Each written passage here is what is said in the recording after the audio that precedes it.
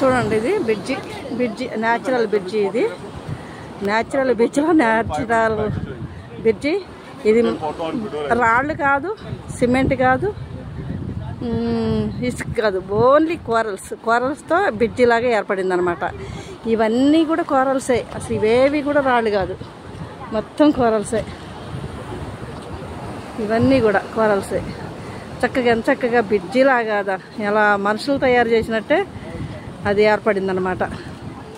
మేము వచ్చినప్పుడు అయితే ఎవరు లేరు, తక్కువ మంది ఉన్నారు. ఇప్పుడు చూడండి ఎంతమంది వచ్చారు, చాలామంది. విషయం ఏంటంటే ఎక్కడ చూసినా స్వచ్ఛంగా వాటర్ కనపడతాయి. బట్ కాకపోతే తాగటానికి ఒక్క చుక్క కూడా పనికిరావు అంటారు కదా. సముద్రంలో ఎన్ని వాటర్ ఉన్నా తాగటానికి ఒక్కడో కూడా పనికిరావు అని అదనమాట. ఎవరు వచ్చినా వాటర్ తెచ్చుకోవాల్సిందే.